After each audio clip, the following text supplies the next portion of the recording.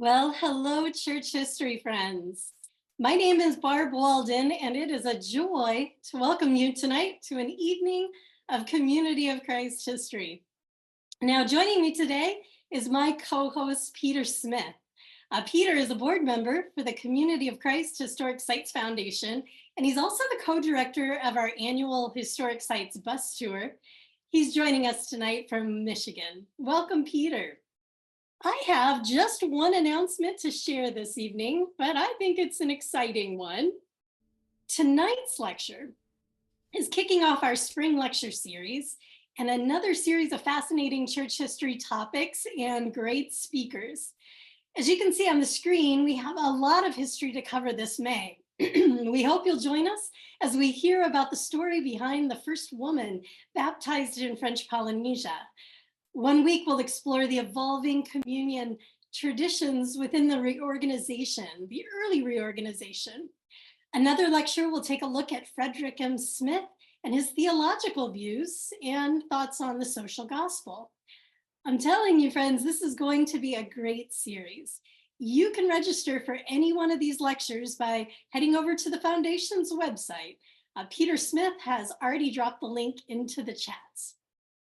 Now, we wouldn't be able to host lectures like tonight's program without your generous support. Your donations for the spring lecture series will go to develop new educational programs.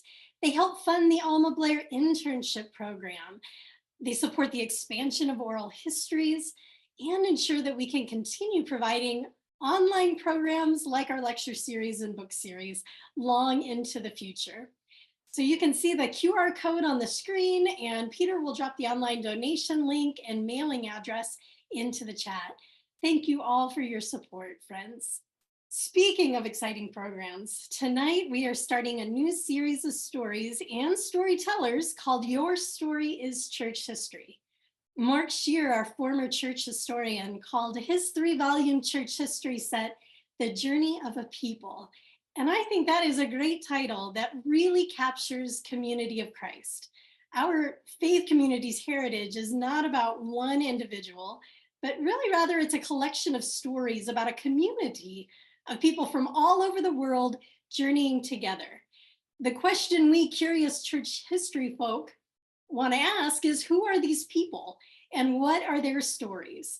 So this new series will take a look at individuals whose stories give light to the Community of Christ story within their time and place.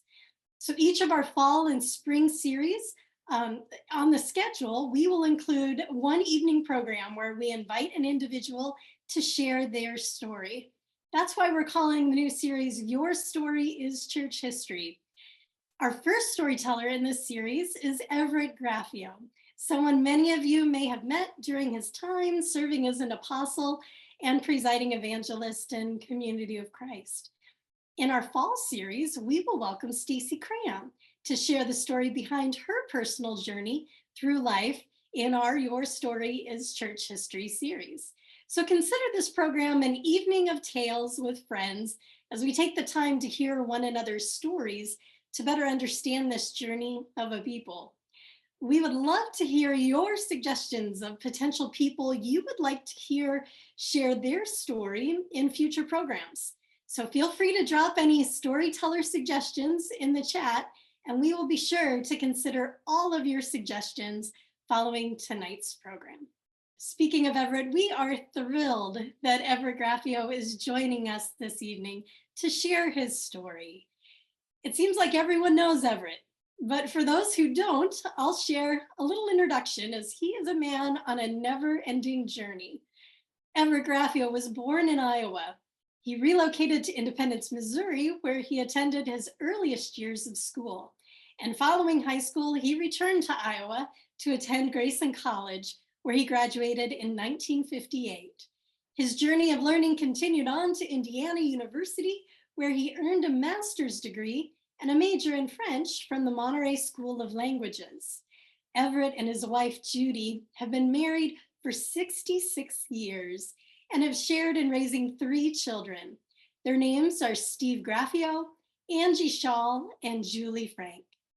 Everett's ministry and community of Christ has taken him all over the world, including living in French Polynesia and Hawaii for 15 years, as well as serving as Graceland University chaplain. He was ordained an apostle in 1980 and served in the Southeast field, which included the Caribbean. His assignment changed to the Pacific Islands, Australia, then extended to the Philippines and India. He was ordained presiding evangelist in 1994, and during his service as presiding evangelist, he traveled and visited every state and all countries where evangelists resided. Since his retirement in 2000, he has focused on a growing family and fulfilling the desire to publish the story of his life, followed by a book of poetry. He's also added landscape painting and ultra marathon racing in his retirement ventures. And I'm happy to say that that beautiful painting that is hung behind Everett is one of his own creations. So welcome, Everett. I'm happy to have you here, and I will hand the spotlight over to you. Greetings to all of you, and appreciate your willingness to take an hour out of your evening to be a part of this program. I would like to make special greeting to the Tahitians who appear on the list of those who are connected, and just giving a short brief. Yorana, me mai tai oto, maururu o tai mai oto, I roto te itere, e wharedea tato, I roto I te maumahana I mori nei. This is not the easiest thing for a person to do, and that is to share the very personal things about one's life. And I do it humbly, but I appreciate the opportunity to do so. I see myself as a simple, ordinary person who lived a pretty exciting life. As an ordinary person, I've had the privilege of doing some very extraordinary things. A simple, unpretentious life does not mean a lack of excitement or opportunity. It has been an unbelievable, exciting, and challenging filled life, with extraordinary opportunities of meeting and befriending peoples from islands and distant continents far from my own mid-American origins. I have been the benefactor of the hospitality of persons and families and nations and cultures with customs and languages far different from my white, English-speaking, mid-American upbringing. I was a visitor most of the time. I was a passerby, a guest, a visitor, the foreigner, at times perhaps a gulliver, observing, adjusting, changing as I lived and tasted the life of others, and testing the depth and the value and the meaning of my life as I lived with them. I embraced my Italian immigrant heritage. My grandfather landed in America in 1902. My grandmother arrived 5 years later, and my beginnings were at her side in the kitchen, walking to mass early in the morning, tending the garden, planting trees, sitting on the lap of my grandfather. Our communications were in Italian. And returning to my roots in Salemi, Sicily, to meet the 3 sons of my great uncle, the brother of my grandmother, and I was accepted by them. From a photo they had of their father, they thought I looked like their father, the Cardona side of the family, more than the Graffeo. It was some of the most powerful days of my life. It was filled with a deep sense of gratitude and a greater appreciation for my grandmother. Not able to speak English, she never passed the requirements of citizenship. She never saw her mother and father and brother again, never returned to receive her inheritance. But her courage and devotion to family modeled what my commitment should be to Judy and to our children.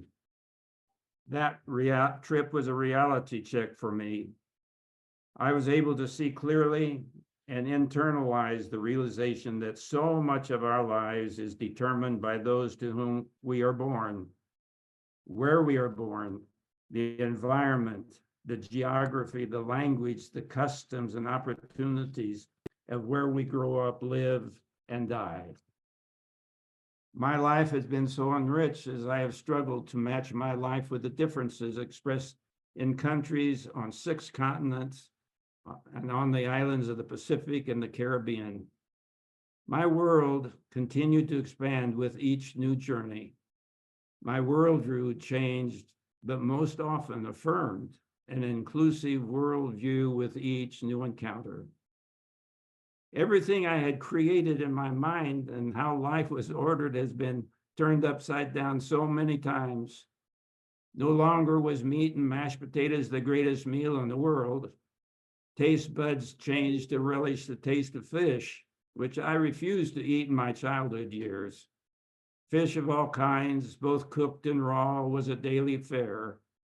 Rice, poi, curried foods, goat, seaweed, balut, and all variety of tropical fruits were all new to me. No longer were cars and bicycles the only means of travel. Planes, trains, copra schooners, outrigger canoes, buses, trucks, taxis, rickshaws, horses, mules, donkeys, motorcycles, motor scooters, ancient World War II Jeeps, and my booted feet. They all became the vehicles and modes of my transport. I found English was spoken in a variety of ways, sometimes almost unintelligible for me, and I was forced to learn new vocabulary and different meanings to the same words. But even more dramatic, I had to learn new languages.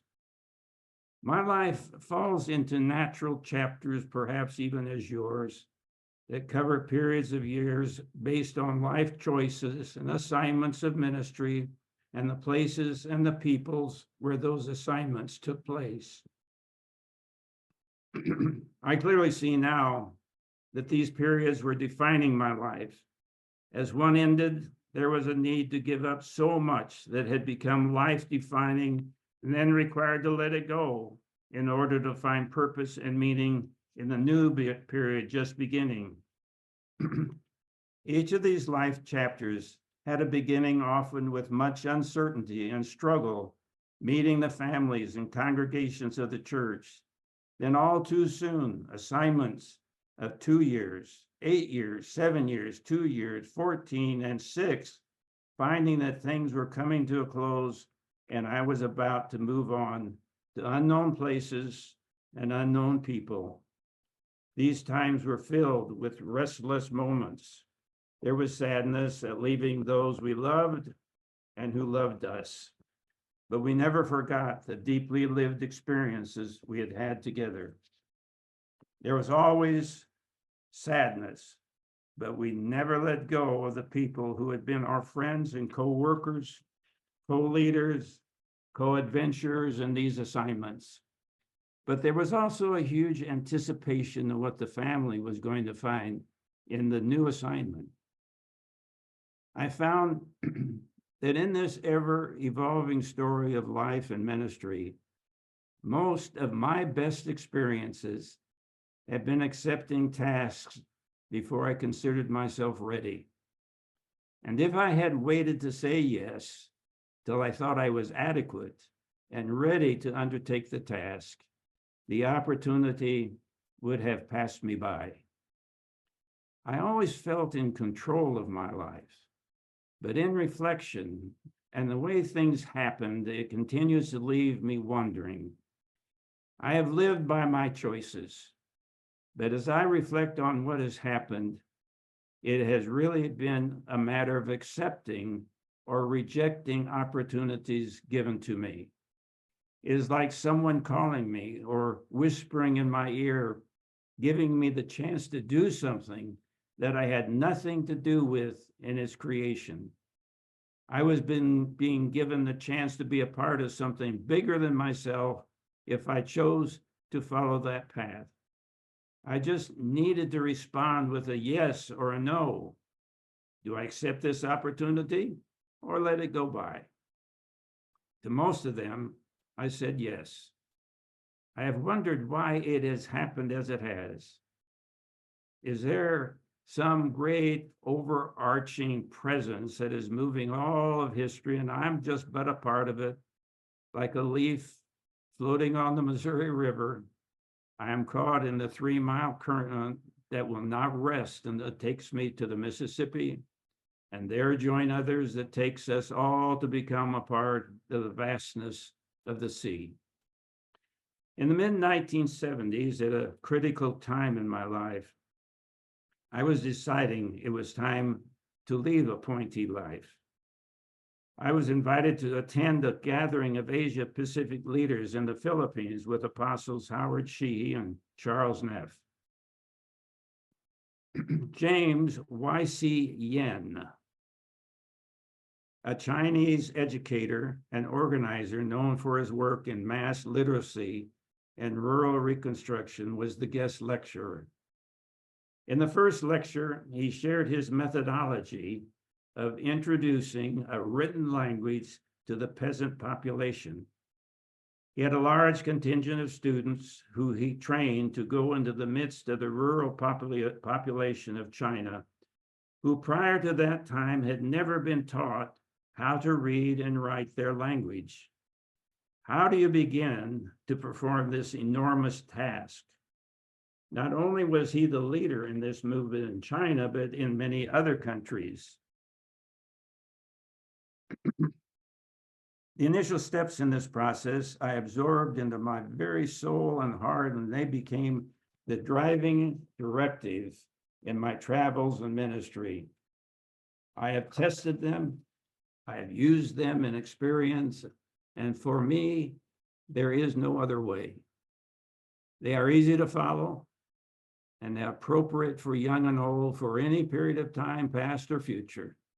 They have been key to all I have done subsequently in ministry, and I can still see him seated before us with his eyes but slits as he looked at us, and he said, "Go to the people, live with the people, sit down at their tables and eat with the people, listen to the people, learn from the people, and when you do this, you might have something to say to them, and they will listen to you."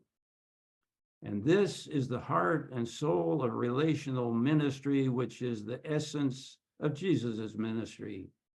And Yen's words still ring true to me today in retirement, as it did at the height of my involvement in the different avenues of ministry offered to me by the church. It was and continues to be the soul of who I am and what I do. Rudyard Kipling's poem, The Explorer, I happened upon early in our life as appointees in Wichita, Kansas. I memorized verses that spoke to me, and I've used them hundreds of times, even translating some of them into Tahitian. They speak so deeply to who I have become. So these words really became my mantra of life's venture and continues to this day. And let me cite the first verse. There's no use in going further. It's the edge of cultivation, so they said, and I believed them. So I plowed my fields and built my barns and strung my fences in that little border station where the trails run out and stop. Till a voice as bad as conscience rang interminable changes upon my soul, saying day and night repeated so, something lost, go and find it. Lost behind the ranges, lost and waiting for you, go. Judy and I have taken the words of Kipling and the whisper heard by Kipling's explorer and tried to live in the spirit of exploration, to go beyond the edge of cultivation and set aside the voices that said there was no sense in going further. We have lived in the spirit of the words, something lost, go and find it. I figure I have been a pioneer several times in my life. It is not easy, a lot of hard work, time, finding support from others, your parents, leaders, and the 100% involvement of participants. Pioneering in French Polynesia was a fascinating and gratifying place to be in the 1960s. We pioneered camping for children, young teens, high school mixed camps, voyage camps, started scouting in the church, led a group of 50 scouts from 5 denominations to the South Pacific South Scout Jamboree in New Zealand, built a recreational and mission conference center on an ancient site where missionaries from the reorganization found a community of members baptized in 1844 by missionaries. We planted as a youth group on one weekend over 10,000 trees on a neighboring island of Moorea as a project for the government of Polynesia. With Napoleon Spitz, we began a federation of youth groups of the islands called FOJEP, which continues to this day. Pioneering in Hawaii in the 70s included purchase of property and building facilities for reunions and camps, and they will celebrate 52 years of reunions this June. Began a youth service corps called Savvy during summer months, with groups of 40 or 50 older teens hiked every island except a private island called Niihau. Those young adults became the next generation of leaders for the island congregations, and many continue to this day. At one point, during a camp in New Caledonia, I saved the life of a drowning camper, which was, for me, a very moving experience in thinking about life. 1978 to 80 were the Graceland chaplain years, just 2 years, but ones I considered to be one of the greatest assignments of my 40 years of ministry. All too short, but effects on my life by young adult students continue to this day.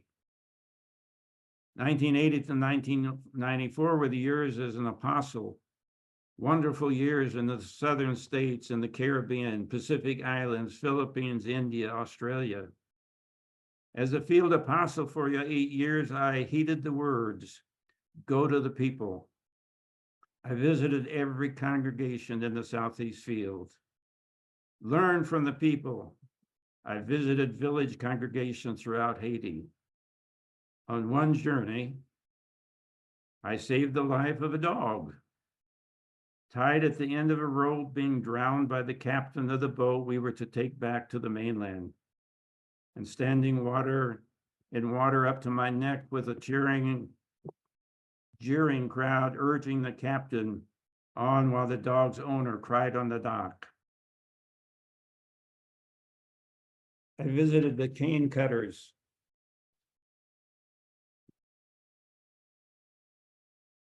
in the bates of Dominican Republic. I sat at the tables and ate with the people as we hiked from village to village of the Sor and the Kui and the hills of Orissa, India. I kept hearing the voice whisper, practice the principle of Yen's in all of your ministry. Go to the people.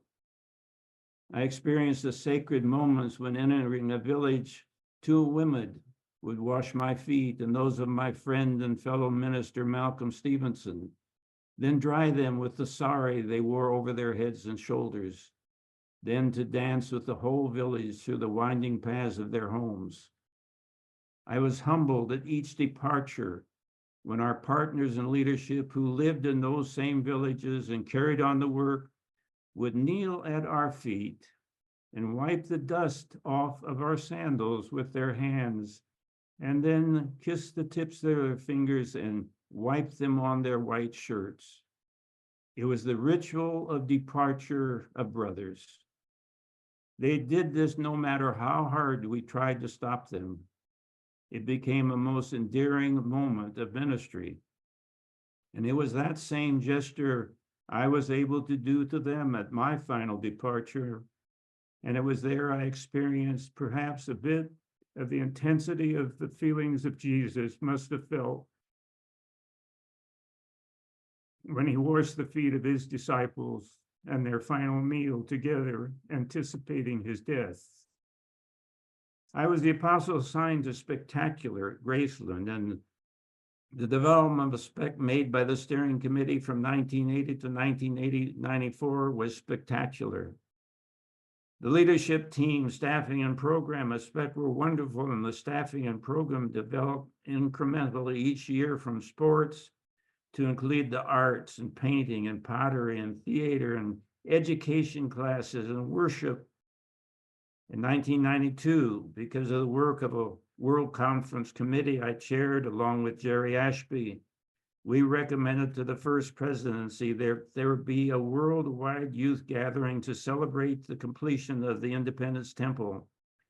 With their approval, we set the dates in 1993, 1 week before Spectacular would begin, so that those attending this inaugural event would be able to attend Spec. We had no name for the event, so at lunch one day, Jerry and I were trying to come up with a name for the gathering. No, it's not a conference. No, it's not a seminar, not a congress, not a convention. What we would be doing together ought to be what the name would be. We decided it was to provide youth from around the world to be together, to share and to discuss issues confronting youth of the day. One of us, and I still can't remember who between the two of us, said, "It's a forum. It's a forum for discussion." And that's it. We said, it's the International Youth Forum, IYF.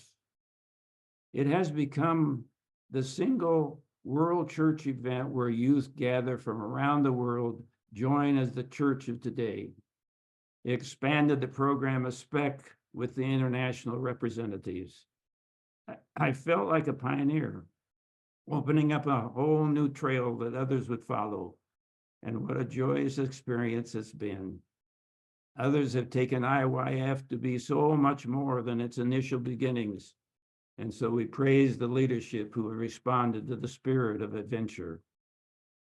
I was ordained presiding evangelist at the 1994 World Conference. This is when it got more exciting and more daring. I found the exhilaration of being not just a pioneer, but an explorer. Kipling's words had been my mantra for over 40 years. It never went dormant. His words, "Something lost, go and find it," never left my mind, and I soon realized that was exactly where we were as evangelists. In the words of Kipling, the explorer was one who crossed the ranges to see, not knowing what was there. Paul Booth, in his writings, left 5 guiding words that moved me deeply and urged me to cross to the unknown. There were many voices at the time saying there's no use in going further. Remember, this was the early 90s. And so in some minds, evangelists were becoming less significant as necessary in the current ministries of the church. They are but an appendage of the past, they said, a bit archaic. It's a good retirement office for those who have served with honor. On one journey, when I asked a group of evangelists how they saw themselves, one evangelist confessed to the group, "I'm just a rubbish bin." Anything that others didn't want to do was dumped in his lap. That idea caused a real shakeup in my thinking.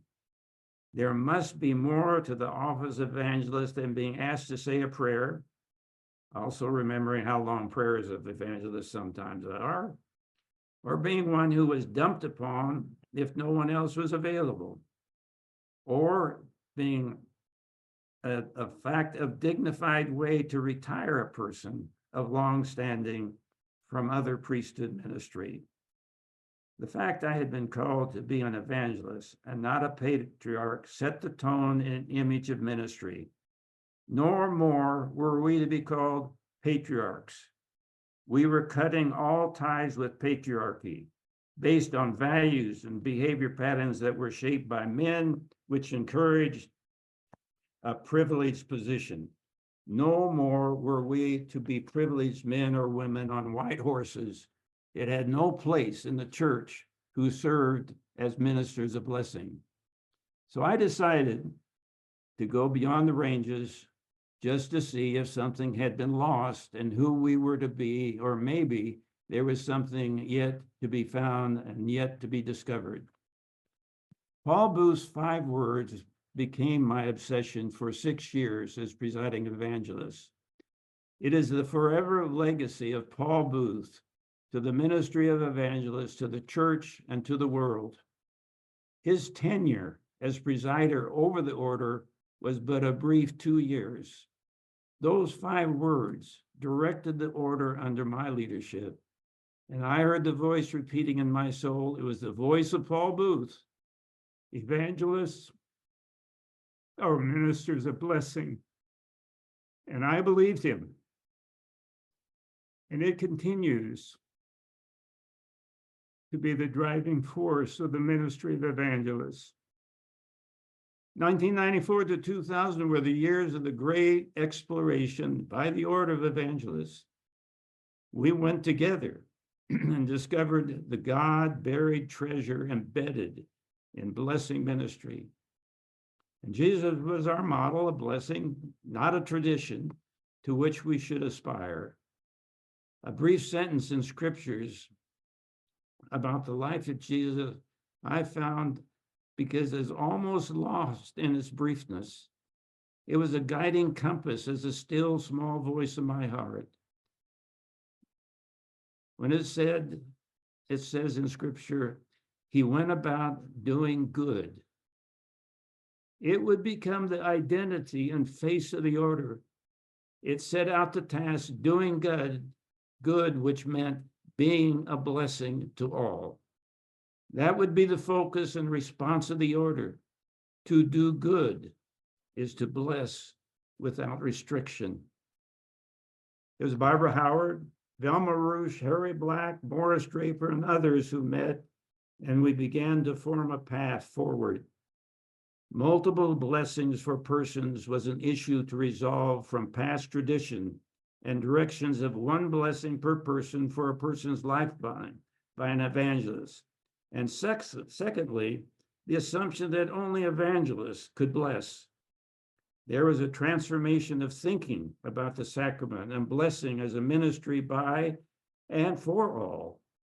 This meant a change in our assumptions about the principle of blessing and how we talk about it. Yes, there is the sacrament of evangelist blessing, but blessing goes far beyond the sacramental expression of blessing. Parents ought to bless their children. Pastors need to bless their congregations. There were those who questioned the direction we were headed, and there was much hesitancy on the part of leadership. But I also found support from Wallace B. Smith, president of the church. And that is all the support I needed. Further, one particular writing that was so helpful and insightful was by the Quaker mystic Thomas Kelly. And he said, mature religious living is the result of the continuously renewed immediacy of the divine touch. This spoke to my questioning search, the need for multiple encounters with God. I found true in the understanding and meaning of the sacrament of the evangelist blessing. There is a continuing encounter with God experienced in all of the sacraments, and most certainly in the sacrament of the evangelist blessing. The blessing itself expresses the need of multiple experiences of blessing throughout a person's life. Hearing the words of Jesus to his disciples, there are many things I would have told you, but you cannot bear them now. Velma Roosh, my professor, my mentor, my model, who became my friend, resounded with a yes, that's it. I heard the voice whisper, practice the principle of Jens, go to the people in all of your ministry. So I traveled across the US and around the world to meet with every evangelist in the church at that time. The journey took time. I was trying to define myself as an evangelist while at the same time pointing the order of evangelists to define itself, as well as the nature of the sacrament of evangelist blessing. Self-definition is always a transformative exploration. I took heart in the words of Bonhoeffer, who asked, "Who am I?" They mock me, these lonely questions of mine. And if a great man like Bonhoeffer could live with that question, then I could too, as an evangelist. The exploration transformed me and transformed the order. We knew we were to be ministers of blessing. It was a very personal, life-fulfilling experience for me. There was never a feeling of wandering or uncertainty, wondering what to do, or the question, where to from here? Visiting in the homes of evangelists across the country, or sharing in an evangelist retreat in Michigan or Washington or Australia or British Isles, affirmed who we were and what we were becoming. I found such a great spirit dwelling in the lives of the members of the Order of Evangelists. Our identity as evangelists was real and it was credible. Ministers of blessing rang true to our sense of calling.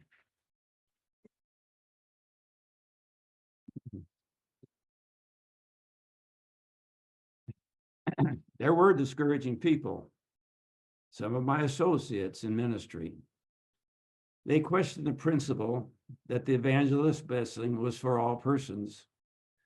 Wasn't there some standard that persons ought to meet in order to participate in the blessing? The sacramental touch of the evangelist blessing should have some prerequisite. Was an issue for some, at least membership in the church should be required. On one occasion, the looming issue with certain persons was the blessing of gay or lesbian couples, which I had affirmed at a retreat in the fall of 1999. I wrote the following poem expressing my personal struggles as presiding evangelist. It was one of those dark moments in my journey in crossing the ranges to see, but it also was a moment of deep clarity when the whisper heard was beyond question, and the Spirit encouraged me to move forward in the birthing process. And this is that poem. I've been put out to sea, battered, beaten, and bruised, no longer free to be me. Policies and procedures create a black hole. Mouths gagged, surveillance shadowed, mistrust reigns. Rebellion shimmers on the horizon of my soul. Enthusiasm's fires banked, nights cold, trees barren, resolve chilled. Mutiny will not be thanked. My embattled heart lies bare on prayer's bitter altar, and but carried to Pisgah heights on spirit's wings, breathless voice whispered, "You must not falter." New life endures labor's birth pain. Love nestles the soul in arms of courage. Embraced, the heart says, true to God's call, I must remain. And so as I moved on, my soul was embattled no longer. I found my source of affirmation in the Spirit, and I remained a pathfinder, an explorer in this new land of blessing. I was traveling extensively and going to the people. I decided I needed a business card of some kind to offer to people. The question was, do I put on the line of who I was? Do I put my office evangelist? People would define me based on what those titles meant to them. It gets in the way of allowing the person to be who she or he is. And titles always put us into categories. We stumble over persons' titles as we cross the sacred threshold of the interior of their lives. We're not allowed to be just who we are. And I found my answer in literally my favorite verse in scriptures. The words of Jesus that elevated his relationship with his followers as they sat about the table on the evening of the Last Supper. I no longer call you servants, but call you friends. I felt kinship with Jesus in a very special way since being ordained an apostle. I claimed friendship with Jesus. He said in his closing words, I will be with you always. I'd experienced those words to be true. Jesus had become that intimate friend. I treasured that relationship more than anything else in my discipleship. It was not a title, but a relationship, a divine friendship. I figured that years with his words on my lips, his message in my heart and mind, his stories coming alive before my eyes in India and Australia and Arkansas and Bluff Springs, and finding his still small voice deep in my mind and heart, that we had a relationship deep enough that I could call him my friend. So I printed on my business card the phrase, a friend of Jesus. And throughout the years, I discovered a deep sense of satisfaction in writing my thoughts in poetic verse. I published a book of poetry in 2015 called Islands of Light. And putting my thoughts down in concrete form brings so much satisfaction to me. A word read or heard, a thought passing through my mind often sets me off to write.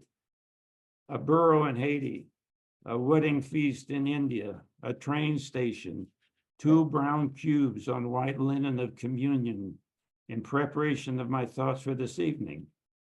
I penned the following verse. Writing opens my mind, savoring the cool waters from the deep well of a lifetime. A reminder at 88, there is yet a mind alive, still testing the sound of words. Synapses opened to cells of thought joined in conversation with each other, sounding the depths of memory, tasting again the fullness of life. Home was always my destination. Trips were always circular. Even if I was in LA headed for Sydney, that was just a stopover on my way home. Like a boomerang, I was always headed home. It's the place Judy continues to make my life. She has become my oasis. She has been so adaptable to the many changes and adjustments required in our life journey. Adapting to 2 new languages and cultural differences of 2 different Polynesian cultures, her ability to make her own way in child rearing and family financial demands because of the nature of my job, being away from the family, probably half of our married life. She was able to handle alone the kids in their growing up years. When Julie, our youngest, went off to Graceland, Judy went back to university to finish her teaching degree and then started teaching when all of her friends were just getting ready to retire. When all 3 children were gone, she was home alone for long stretches of time. She was alone without fear, and this unique ability is the testimony of her faith. She is trusted in the God of presence who has never left her alone. This is the way she has lived her life. Throughout the years, her faith, her resilience, her homemaking, her hospitality have been passed on to our children. They carry on the same spirit, those same traditions of care and hospitality in their families. She is the bulwark of our family. I could never have done whatever I have done without her complete support. Her strength, her unwavering faith, her love. She is God's ultimate gift to my life as a family We heard the voice.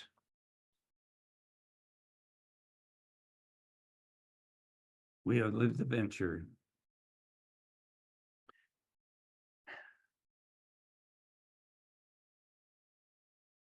I cannot finish what I have thought that I would share.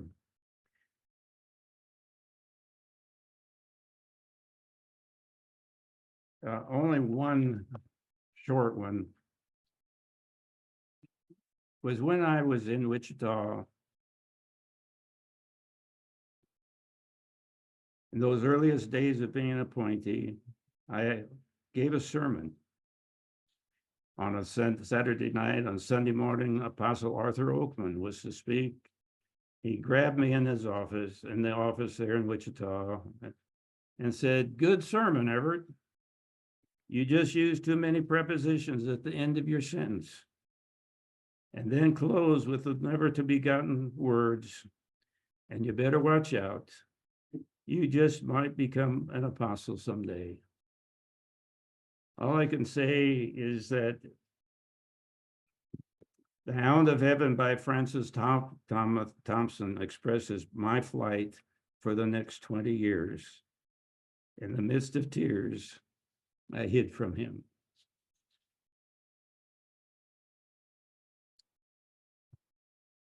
In closing, the lines of Kipling's poem are so true and is my testimony. Yes, your never, never country. Yes, your edge of cultivation and no sense in going further. Till I crossed the range to see. God forgive me. No, I didn't. It's God's present to our nation. Anybody might have found it, but as whisper, it came to me. Everett, thank you so much for sharing your story and poetry. I feel like I should have warned people when we sent out the Zoom link to bring your Kleenex, because I sure needed my Kleenex tonight. Many of us cried along with you as we heard your story. So many memories and life experiences. And I bet a number of people in the audience recognize the names you shared tonight. I think we could have listened to you all night. And I don't know how on earth you were able to condense your life story down to, just one evening. What did you leave on the cutting room floor? What material or stories are out there that you thought, oh, I hope somebody asks me about this because I want to share this story? Or is there anything else you would like to share with us before we call it a night? Well, when I was 5, we were in Sioux City, Iowa, and I was in kindergarten. And I had a neighbor who lived on the other side of the alley where we lived. I lived just 2 blocks from the school. And we always raced home. Well, we raced and we crossed one street in order to get home down the alley. And I was ahead of my friend, and I ran out into the street, and the car hit me and threw me into the curb some 20 feet down the road. If you can imagine, this is 1940, 41, I suppose. The man picked me up, asked my friend where we lived, and he put me up, put in the car, drove down the alley, went to the house, and my mother was off work, and he came to the door and knocked. He brought me in and laid me down on the sofa and said that there had been an accident and I'd been hit, and he left. No address, no telephone number, no nothing. So my mother called the ambulance, and there was no 911 numbers at that time, of course. And so it took a while for the ambulance to get there, but she also called the elders. And when the elders got there, they got there before the ambulance did, and they placed their hands on my head. My mother heard a voice. This is clear in her mind as as we're listening to now. And it said, "Do not fear. Your son will be fine and will even be a part of the councils of the church when he is older." Well, she kept that to herself all those years. On the Thursday night before World Conference of 1980, I went there with Judy, and she and I had then approached my parents, and my mother had Parkinson's and had had it for some 10 years. And when I told my dad and mom that I was called to be a member of the Council of 12, my dad says, "You're going to be a great apostle, Everett. I just know that." And then my mother said, "Now I can die." And my dad, startled, said, "Well, what do you mean, Mom?" And all of us were wondering what in the world what she was talking about. She said, "When Everett had that accident, I heard the voice say that do not fear, that he will be in the councils of the church at some day in his life." That's the only time that she'd ever told this testimony. It was just just that Monday that I was ordained to be an apostle. My dad wheeled her down in the auditorium at the side of the front seat, and she saw me ordained. By July of that same summer, she didn't know who I was. And so the testimony that she had was always a testimony that I personally kept very close, and in the sense that there's more to the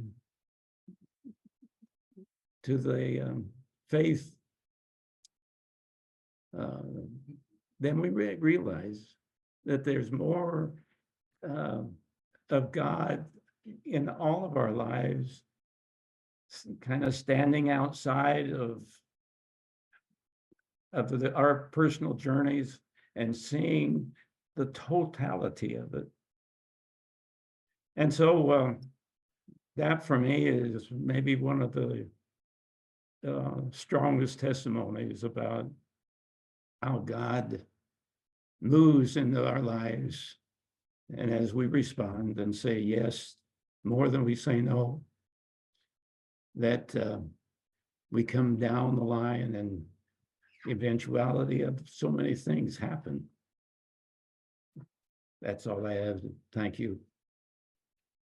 Oh, Everett, I don't think you could have ended tonight with a better story. Thank you so much for sharing that. I hate to bring this evening to a close. Thank you so much for sharing your life story with us this evening. We have been richly blessed tonight by your memories and your ministry. I wish your story could come in installments. With every week, we hear another collection of stories and poems from Everett Graffeo. I wish this was a reoccurring series over and over again with you. Thank you so much. You're very kind. You're very kind, Barbara. Thank you. Well, it's been an honor to have you here tonight. And your son, Steve. Thank you, Steve Graffeo, for running the technology tonight. And we saw little glimpses of Judy walking back and forth as well. So our love to Judy. Good. And thank you, Peter, for being there. Glad to participate with you tonight. You are very welcome. It was my honor. Yes, thank you, Peter. And thank you to all of you in the crowd, our dear friends in the audience, for your love of a good story and for generously supporting the Community of Christ Historic Sites Foundation. We thank you. I encourage you all to tune in next Thursday, May 9th, as we welcome Michael Nielsen to the Spring Lecture Series. Michael's lecture will explore the procedural and doctrinal aspects of communion in the 19th and 20th century RLDS Church. Michael took a deep dive into the church archives to explore church periodicals, letters, and diaries that showed how the reorganization, through continuous dialogue and experience, forged a broad understanding of how the Lord's Supper fit into the spiritual life of the church. It's bound to be a great lecture. So be sure to follow the link that Peter just dropped into the chat to register for the lecture happening next Thursday, May 9th at 7 p.m. Central. So until then, friends, keep reading your church history, keep sharing your stories, and have a blessed night.